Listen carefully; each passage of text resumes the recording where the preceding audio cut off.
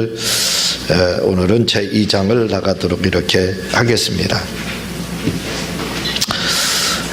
1장에서는 하나님은 그냥 알아서 자동적으로 문제를 해결해 주시는 분이 아니라 우리가 지혜롭게 어떤 조치를 취할 때만 역사하신다고 말씀드렸습니다. 먼저 시간에 하나님께서는 우리에게 그냥 응답을 해주시는 것이 아니라 우리가 어떤 조치를 취하야만 응답이 온다라고 말씀을 드렸는데, 이 어떤 조치를 취할 때 역사하신다는 말을 본장에서는 사건이라는 말로 말씀드리려고 이렇게 하고 있습니다. 첫 번째, 표적은 언제나 문제를 통해서 나타납니다.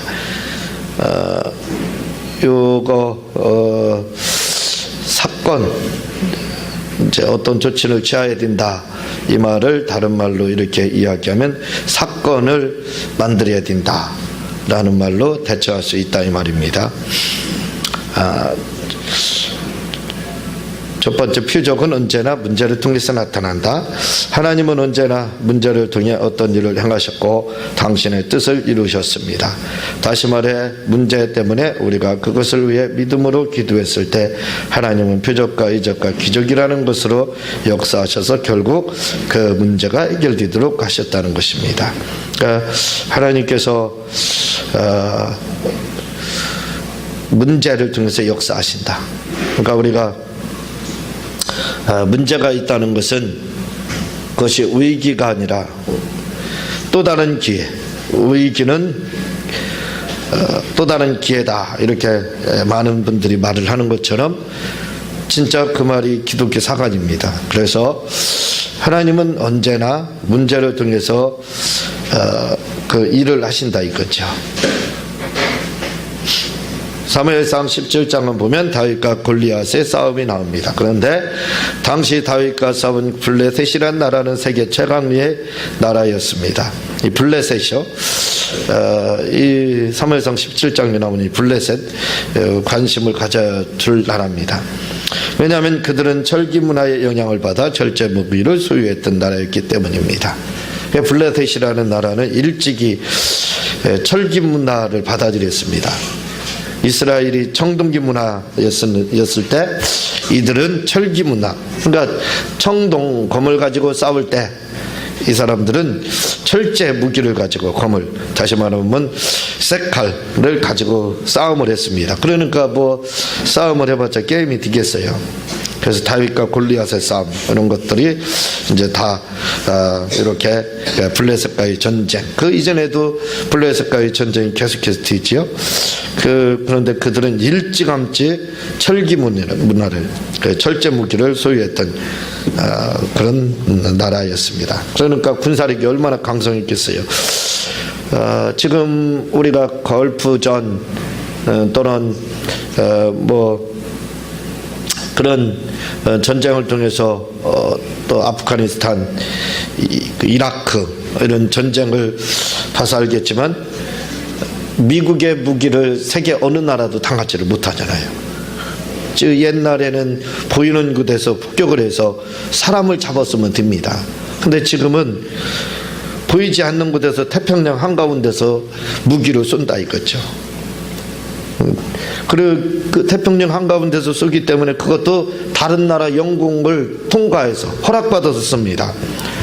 그러니까 어디에서 발사를 하는지 알아도 예를 들어 이란이라든가 아프가니스탄 이런 데는 공격을 할 수가 없어요. 왜냐하면 협정에 의해서 영공을 우리 미국은 통과해서 공격하겠습니다 해서 허락을, 그 다른 나라의 영공 통과 허락을 받게 됩니다. 그런데 상대방 나라는 그런 허락을 받지 못했잖아요. 그러니까 어디서 태평양 한가운데 군함이 무기를 발사를 한다 할지라도 그걸 로켓을 발사해도 전혀 공격을 할 수가 없습니다. 왜냐하면 영공 통과를 못하게 돼 있으니까. 그러니까 일방적으로 깨지고 당하는 거죠. 거기다 그 요즘 항공모함은 한 나라의 미국과 같은 항공모함 하나가 한 나라의 공군의 군사력과 맞먹답니다. 그러니 그 항공모함 하나에 얼마나 많은 무기들을 소유하고 있고, 그리고 또 전투기들이, 또 최첨단 전투기들이 있지 않습니까? 그러니까 가서 폭격을 해도 그 전투기가 다른 나라 영공을 통과해서 폭격을 하기 때문에 전투기가 있어도 공격을 할 수가 없어요. 자기 나라에서 공격할 때만 그게 가능합니다. 왜냐하면 잘못하면 국지전으로 다 다른 나라와 또 전쟁을 벌이게 되거든요. 그러니까 미국 하나도 감당하기 힘든데 다른 또 옆에 근접 국가와 전쟁을 벌이게 되기 때문에 눈 뜨고 코베 간다고 하죠. 서울 사람들이 서울 가면 코 조심하라 이렇게 이제 이야기를 하잖아요. 그런 것처럼 그런 현상이라 이거죠. 그러니까 당할 수가 없습니다. 왜냐하면 최첨단 무기를 가지고 있기 때문에 그랬다 이거죠. 당시에 블레셋이 바로 그렇다는 겁니다. 최고의 무기, 최첨단 무기를 소유했던 거예요. 그러니까 이스라엘이 발발 떨 수밖에 없고, 사울 시대에 꼼짝 못했잖아요. 블레셋 때. 그럴 수밖에 없었던 이유가 바로 그들은 최첨단 무기를 당시에 보유를 했기 때문에 그렇습니다. 그래서 전쟁을 하면 이스라엘은 블레셋에게 패할 수밖에 없었습니다. 이 블레셋 사람을 가리켜 바다 사람 또는 팔레스틴이라 했습니다. 요즘 팔레스틴 이렇게 그 분쟁, 팔레스틴 지역 이야기를 하잖아요. 그게 무슨 뜻이냐면 바로 블레셋이라는 뜻입니다. 블레셋이라는 뜻인데 바다에서 나왔다 해서 팔레스틴이라고 불러요. 다시 말해 블레셋이란 바다에서 나타난 절제 무기를 소유한 사람들이란 뜻이고, 그들을 가리켜서 팔레스타인이라 부른 것입니다. 팔레스타인 분쟁 요즘도 있잖아요. 계속 다 뭐냐, 블레셋이라는 뜻입니다. 결국 지금까지도 그 블레셋이 남아있는 거예요.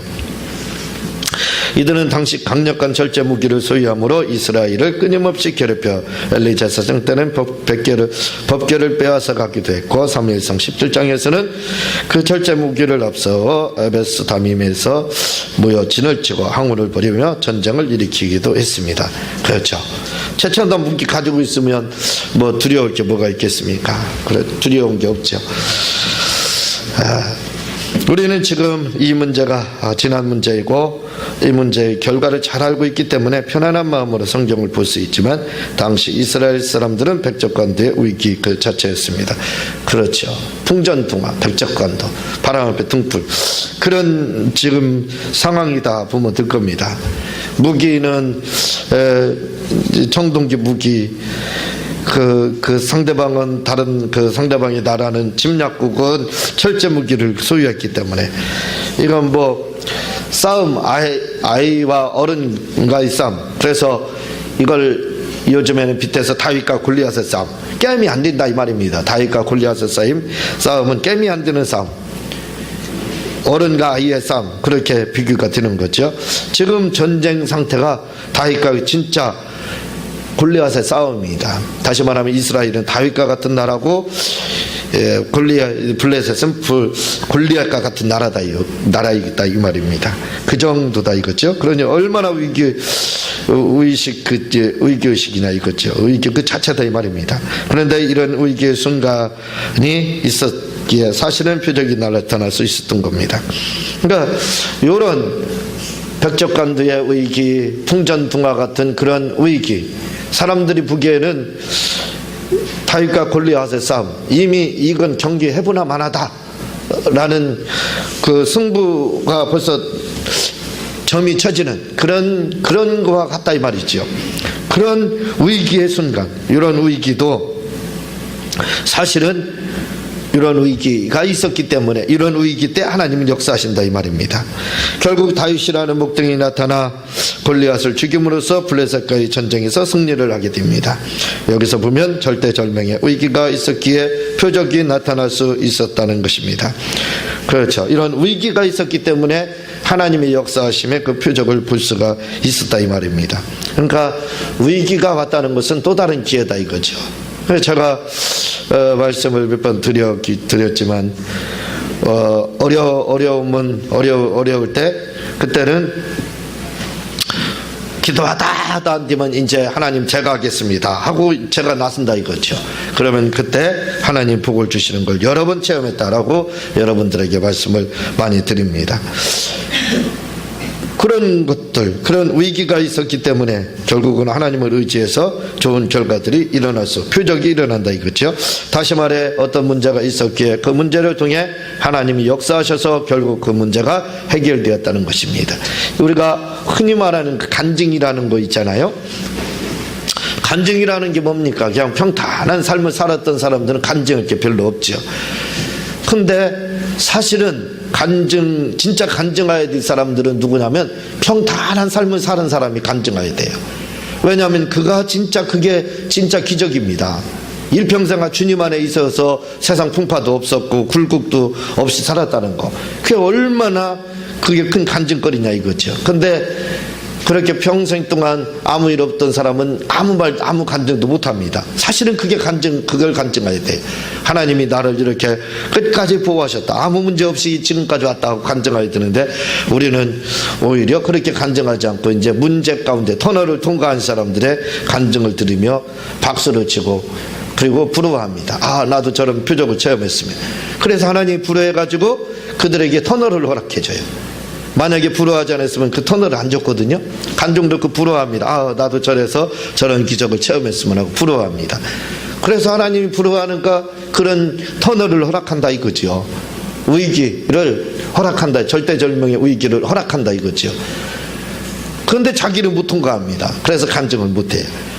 그런 거 부러워할 거 없다 이거죠. 진짜 부러워할 건 뭐냐면 일평생 아무 문제 없이 이렇게 다니는 사람들, 그 사람이 더 부러운 사람들입니다. 우리가 운전을 하다 보면은 참 죽을 고비를 여러 번 넘길 때가 있어요.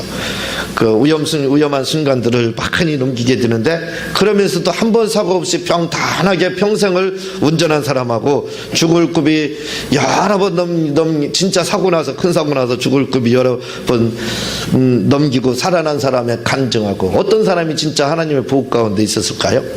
두말할 거 없지 않습니까? 진짜 표적은 이쪽 거다 이거죠. 근데 우리는 그걸 표적으로 생각하지 않는다 이거죠. 그러니까 진짜 표적은 뭐냐? 지금 현 상태, 우리가 행복한 상태가 그게 바로 표적이고 진짜 간증이다 이 말이죠.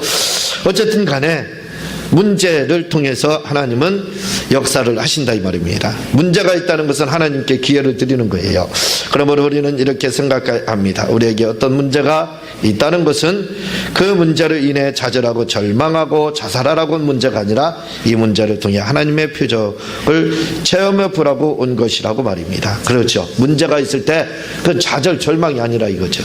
제가 주부예와 클럽에 몇 번 계절을 했던 것이 있는데, 그게 뭐냐면 중국에서 있었던지 없었던지 사파처럼 그냥 내려오는 믿지 못할 전승입니다. 그러나 우리에게 굉장히 많은 교훈을 주는 내용이 있습니다. 어떤 말이 이제 전쟁을 하다 다리를 다쳤나요? 뭐 그랬습니다. 그래가지고 그 말을 굉장히 사랑하는 에마였는데 어쩔 수 없이 그 주인이 말을 사용해서 쓸 수가 없으니까 말에게 고통을 덜하기 위해서 말을 죽여야 되겠다 생각하고 구멍을 파서 샘을 파듯이 무덤을 팠습니다. 그래서 생매장을 해야 되겠다. 요즘 구제역으로 생매장 얼마나 많이 해요. 거기서 지혜로운 손은 없는 것 같아요. 제가 보기에는 다 죽는 거 보니까. 근데 이 말은 얼마나 지혜로웠던지 주인이 땅을 파고 말을 거기다 생매장해야 되겠다가 하고 묻었습니다. 묻었는데 나중에 보니까 다 흙을 덮고 나서 보니까 말이 그냥 살아났더라 이거죠. 그 말은 얼마나 지혜로웠던지 그 흙을 밟고 일어났어요. 흙을 다지면서. 그래가지고 평지를 만들어가지고 말이 죽지 않고 살아났다. 이게 가당치도 않는 말이지만 있을 수 없는 이야기지만 얼마나 많은 우리에게 교훈을 시사하고 있습니까? 그렇죠? 자기를 죽이려고 하는 그 흙더미를 밟고 일어서서 살았다 이거예요. 우리가 바로 그걸 생각해 볼 필요가 있다 이거죠. 우리에게 오는 수많은 그 사건들, 위기들 얼마나 많습니까? 이 대그룹 회장님 돌아가신 지 오래됐지만 자살해서 자꾸 가끔 거명해서 좀 죄송하기도 하지만 그런 문제들이 그렇게 오게 되면 그걸 위기라고 해서 극복을 못합니다. 대부분. 그렇죠. 극복을 못하기 때문에 결국은 그 흙에 생매장을 당하는 겁니다. 그러나 지혜로운 말처럼 그 흙을 밟고 일어서면 되는 거예요. 우리에게 있어서 이런 것들은, 문제들은 그렇게 생각해야 된다 이거죠. 이것은 하나의 위기, 말 그대로 기회다. 또 다른 기회다. 나에게 찾아온 기회다 라고 생각하면 된다 이거죠. 그래서 우리에게 오는 시험이나 불같은 시험들, 감당치 못할 시험 주님이 주시지 않는다 그랬지 않습니까? 불같은 이런 시험들, 그걸 하나님이 우리에게 그걸 허용하실 때는 그 문제로 너 생매장 당하라 하고 주시는 게 아니라 이거죠. 그걸 밟고 일어나라는 겁니다. 계단 삼으라는 거예요. 그걸 발판을 삼으라는 겁니다. 그래서 결국은 그것 때문에 복을 받으라는 겁니다. 그래서 복음성가에 보면 고난이 축복이다라는 또 역설적인 그러한 찬양도 있지 않습니까? 고난이 축복이다. 왜냐하면 그 고난을 밟고 일어나면 사실은 축복이 되고 더 성장이 되기 때문에 그렇습니다.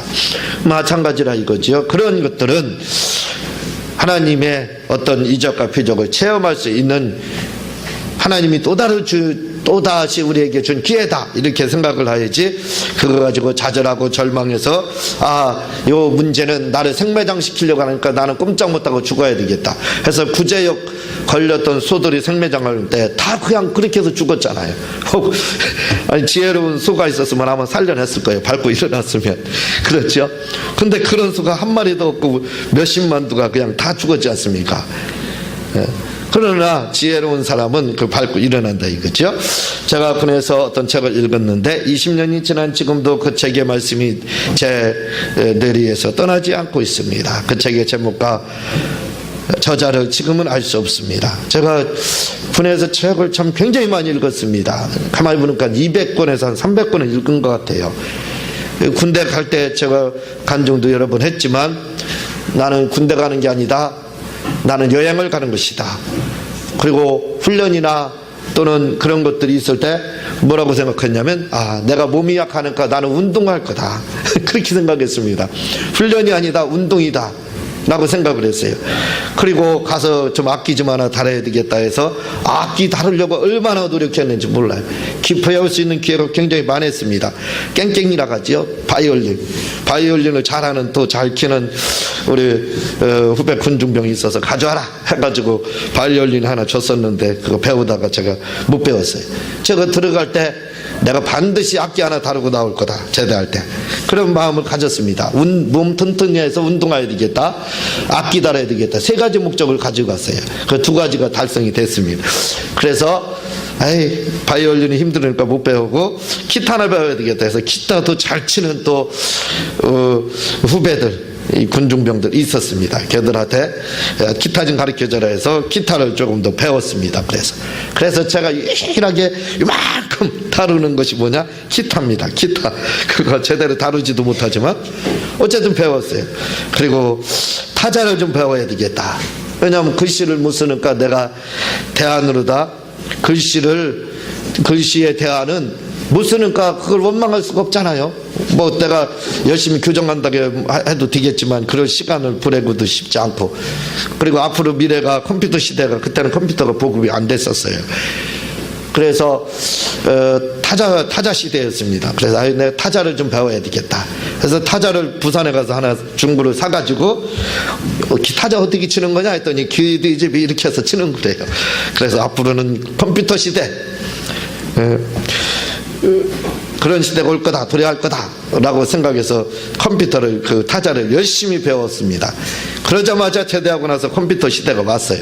그래서 컴퓨터를 사가지고 그때부터 컴퓨터를 치기 시작하고, 세 가지 목적 이렇게였는데 다 이루었고, 또 한 가지가 바로 이제 책을 읽는 거였습니다. 그래서 책을 많이 읽었어요. 저는 그렇게 말합니다. 뭐라고 이야기하냐면, 은호한테도 군대 가는 것은, 군대 가서 다른 사람들은 시간을 헛되이 보내는데 군대에는 뭐하러 가느냐? 운동하러 가는 거고, 그리고 공부하러 가는 거다, 이렇게 이야기합니다. 공부하는 거예요. 왜냐하면 다른 사람들은 다 이 시간이 남을 때, 시간이 많이 남아요. 5시 이후에는 다 업무가 종결이 됩니다. 그리고 아침 7시 반부터 또 다시 업무가 되거든요. 정확해요. 9시에 점호하고 10시에 딱 소동을 합니다. 정확하거든요. 그러니까 쉴 시간이 얼마나 많은지 몰라요. 그리고 좋은 보직은요, 할 일이 없어가지고 시간 보내는데 그렇게 힘듭니다. 정신교육관 관리하는 후배가 있었어요. 그 사람은 할 일이 없어가지고 3년 동안 여기 저기 놀러 다니며 간섭이나 하고, 영화도 정신교육관에서 예비군들 정신교육관은 할 일이 없으니까 그거 관리하는데, 그러니 영화도 막 그냥 테이프를 얼마나 많이 빌려오는지 몰라요. 시내 가서. 그러면 그 테이프 틀어놓고 밤새 낮에 아침부터 저녁까지 그거 봅니다. 그게 그렇게 봐도 지겹죠. 그러니까 여기 저기 놀러 다니고, 또 일이 있으면 사역군으로 불러가지고 그 사람 일 시키고, 그렇게 할 정도로. 그래도 책도 한 자도 안 보고 공부 하나도 안 합니다. 그런 보직들이 많이 있습니다. 지금은 더 많을 거예요. 그러니까 아무것도 하지 않고 그냥 무의미하게 군대에서도 시간을 다 보내요. 그렇게. 근데 저는 군대 갈 때 공부 좀 많이 해야 되겠다는 생각을 가졌습니다. 책도 좀 많이 읽어야 되겠다는 생각을 좀 가졌어요. 그래서 기회가 또 되고 그래서 책을 얼마나 많이 읽었는지 몰라요. 그때 얼마나 많은 새로운 정보들을 많이 받아가지고 책을 읽었는지 모릅니다. 그래서 군대는 뭐하러 가는 곳이냐? 저는 그렇게 말을 합니다. 그곳은 운동하러 가는 곳이고, 그리고 공부하러 가는 곳이다. 남들 놀 때 그때 공부하면 되는 거예요. 2년이라는 시간에, 그 2년, 지금은 2년이죠. 그때는 30개월 했으니까 2년 6개월이었죠. 2년도 지금은 안 되지만, 그 2년이라는 시간에 놀 동안에, 그때 영어 하나만 해봐요. 영어 하나. 그때는 대학 다른 강의 진행도 안 됩니다. 그렇잖아요. 그 OSTP예요. 그러니까 한 가지만 신경 안 쓰고 집중해서 할 수 있어요. 근데 그렇게 하는 사람이 저밖에 없었어요. 저밖에. 책을 그렇게 열심히 보고 하는 사람이 우리 군중병들 중에는 있었어요. 그렇게 했습니다. 그게 저에게는 지금 얼마나 피가 되고 살이 됐는지 몰라요. 그러니까 그런 좋은 기회다 이거죠. 그때 본 책 중에 한 가지다 이거든요. 한 가지입니다. 그래서 아무것도 생각이 안 나는데 그 책에서 아주 중요한 것이 나오고 있는데 이것이 제 인생의 좌표가 되고 있다 이렇게 보면 되는 거예요. 그런데 그 책에서 말하기를 당신이 적에게 보이되어 사면초가에 놓여 있다면 반대로 이는 어느 곳이나 공격하여 탈출할 수 있는 가장 좋은 기회입니다 라는 그러한 내용이 나오고 있는 책을 봤습니다.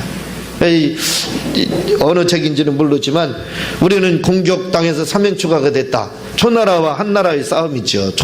항우 장사가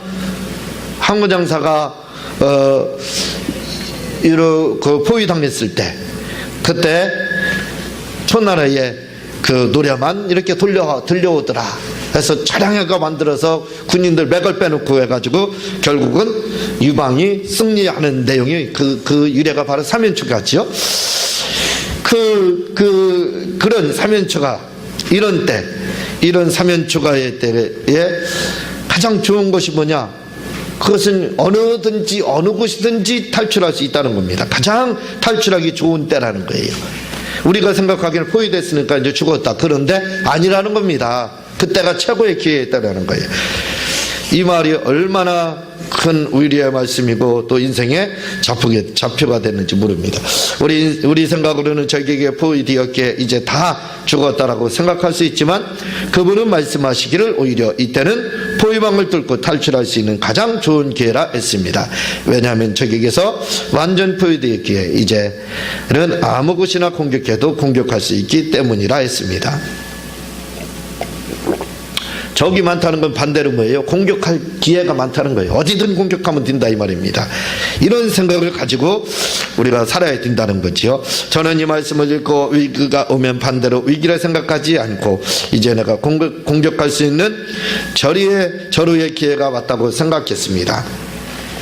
그리고 믿음으로 대처하며 일을 진행했습니다.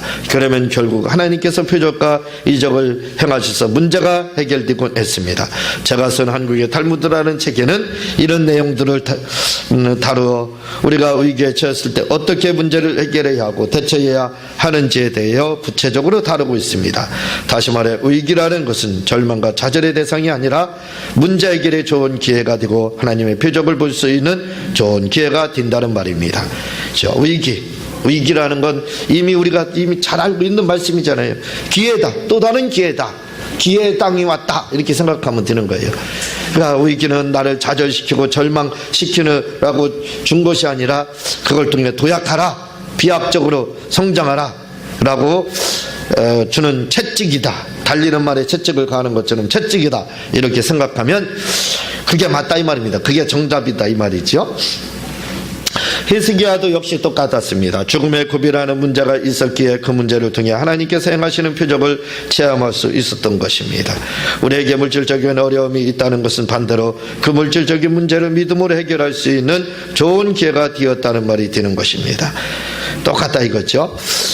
또한 질병의 문제가 있다면 이는 좌절과 절망할 문제가 아니라 믿음으로 대처해서 하나님의 표적을 체험할 수 있는 좋은 기회가 되었다는 말이 되는 것입니다. 그렇죠. 질병에 걸렸어도. 그래서 제가 24시간 기도는 할 수가 없다, 매일같이 죽을 때까지 먼저 시간은 그랬죠. 그러나 어떤 때는 24시간 할 필요가 있습니다. 저는 몸이 어디 좋지 않으면 요즘은 조금 빠진 것 같아요. 조금 덜해요.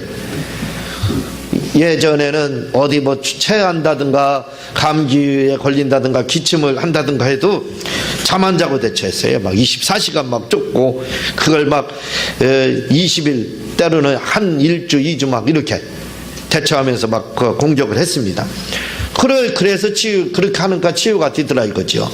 근데 이제 보통 분들은 그렇지 않죠. 병에 걸리면 암수리에 암 지금 걸려도 죽으려면 1년 후에 죽게 됩니다. 그러면 1년 동안은 대처할 수 있어요. 그렇죠. 치료가 될 수 있습니다. 근데 암수리에 놀래서 그날 죽어요. 대부분 그렇다 이거죠. 그러면 안 된다 이 말입니다. 그것은 내가 반드시 싸워서 이길 수 있는 존재다라고 믿고 우리가 대처를 하게 되면 오히려 그것 때문에 부흥 강사로 다 쓰임을 받게 된다 이거죠. 부흥 강사로 뜬다 이 말입니다. 그렇게 얼마든지 될 수 있다는 거예요. 어느 목사님이 식사를 같이 하는데 무슨 말씀을 하냐면 어느 교회인데 이 성도가 전도를 굉장히 많이 했어요. 그래서 전도를 잘해서 유명해졌습니다. 막 책도 쓰고 그랬더라고요. 그랬나 봐요. 근데 이분은 전도를 많이 해가지고 이제 전 세계도 다니고 전국을 다니면서 부흥회를 이끌고 이렇게 하는데 담임 목사님은 그렇게 하지 못하고 있다. 이제 그러면서 뭐라고 말씀하고 있느냐면 그분이 간증을 하고 다니게 되면 목사님 자기 교회에서 이제 간증 이런 거 하면 목사님은 사회 봐준대요. 그분이 강사고. 이제 그런 말씀을 이렇게 하는 것을 제가 들어보았습니다. 근데 무슨 말 하다가 얘기한 거 할 게 있어서 드렸는데, 믿음으로 대처하여 하나님의 표적을 체험할 수 있는 좋은 기회가 되었다는 말이 되는 것입니다. 왜냐하면 모든 문제에는 답이 있기 때문입니다. 또한 하나님은 이 문제를 통해 역사하시기 때문입니다. 모든 문제는 하나님의 권능을 체험할 수 있는 좋은 기회가 되는 것입니다. 우리에게 문제가 있다는 것은 하나님의 놀라운 권능을 체험할 수 있는 그런 기회다. 그렇게 생각하면 그게 정답이다 이거죠. 왜? 이 문제를 통해서 하나님은 항상 역사하기 때문에. 그래서 가끔 문제가 있는 것은 삶의 활력체가 됩니다. 활력소가 됩니다. 그래서 스트레스가 다 나쁜 것만은 아니라는 거예요. 의사들은 스트레스가 있어야 된다는 겁니다. 너무 스트레스 가운데 살면 그것도 몸을 해치지만 적당한 스트레스는 몸의 활력소다 이렇게 이야기를 합니다. 그러니까 적당한 스트레스는 몸에 좋다는 거예요. 그와 마찬가지로 우리에게 날마다 구름대같이 문제가 큰 문제들이 닥쳐오면 그건 또 큰 문제지요. 그러면 그건 문제입니다. 그러나 1년에 한두 번 정도 또는 한 번, 몇 년에 한 번 정도 가끔 오는 것은 그것은 몸의 활력소가 되는 하나의 스트레스다 이렇게 생각하면 되는 거예요. 왜? 그걸 통해서 우리가 마음을 다시 자기를 성찰하게 되고 그리고 신앙의 어떤 도약의 계기가 되고 자기를 반성하고 하나님 앞에 더 가까이 갈 수 있는 하나의 그 처방 약까지도 될 수 있는 거예요. 그렇게 생각하면 된다 이거죠. 하나님이 내게 좋은 그러한 일을 행하시는 권능을, 하나님의 권능을 체험할 수 있는 기회다라고 우리가 생각을 할 필요가 있다 이 말입니다. 하나님이 우리에게 이런 어려움을 주는 것은 기회다 라고 생각을 해야 된다 이거죠.